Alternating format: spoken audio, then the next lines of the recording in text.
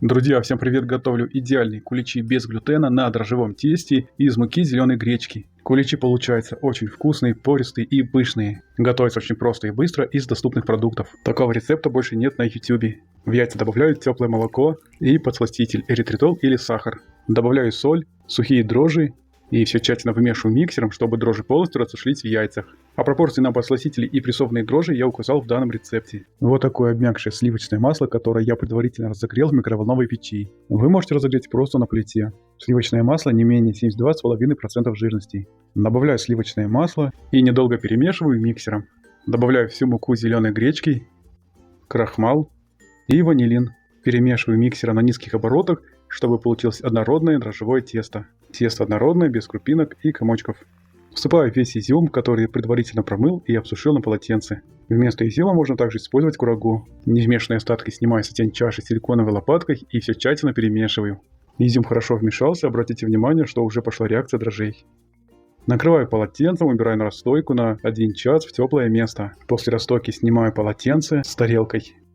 Посмотрите, как хорошо поднялось дрожжевое тесто, несмотря что альтернативная мука на зеленой гречке. Тесто увеличилось в объеме в 2 раза. Оно очень пышное и воздушное. Когда я вымешиваю лопаткой, идут активно пузыри, это говорит о том, что тесто очень дрожжевое, что оно живое и оно хорошо работает. Ничем не хуже дрожжевого теста на пшеничной муке высшего сорта.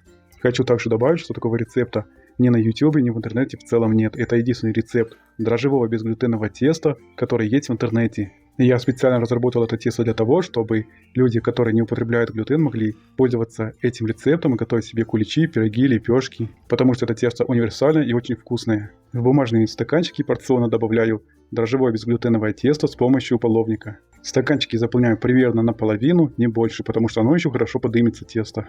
Объем стаканчиков я указал также в описании к этому рецепту.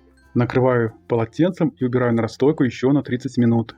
После расстойки дрожжевое тесто очень хорошо поднялось, это сразу видно. Противень с тестом убираю заранее разогретую до 170 градусов духовку на 35 минут. Вот такие куличи пышные получились. Размер ваших стаканчиков, кстати, может отличаться, это не принципиально. Для глазури сгущенное молоко необходимо разогреть на плите либо в микроволновой печи. В горячее сгущенное молоко добавляю сухое и перемешиваю миксером, чтобы сухое молоко полностью вмешалось в сгущенное молоко и получилась однородная сгущенная глазурь. Поначалу глазурь не очень гладкая, но потом со временем сухое молоко вмешивается, и глазурь получается очень гладкая, однородная и глянцевая. На сегодня это моя самая любимая глазурь, которую я использую для пирогов, кексов и куличей. Вот такие внутри пышные красивые куличи получились. Они пористые и воздушные, оставляю их до полного остывания на столе. Порционно при помощи столовой ложки наношу молочную глазурь на каждый кулич и обсыпаю посыпкой. Здесь очень важно сразу посыпать один кулич посыпкой, потому что глазурь очень быстро сохнет, вот эта молочная глазурь, она моментально сохнет. Кстати, не пытайтесь формировать потеки, как только нанесли глазурь грубо, нанесли ложкой, все обсыпайте, не пытайтесь разглаживать, делать потеки. Ссылку на глазурь без сахара я также оставил в этом рецепте. Дрожжевые куличи на гречневой муке получились очень вкусные, нежные, пористые. Это идеальная выпечка для всех, кто не потребляет муку. Еще раз повторюсь, это единственный рецепт дрожжевого теста без глютена на YouTube и в целом в интернете. Поздравляю всех с наступающей Пасхой!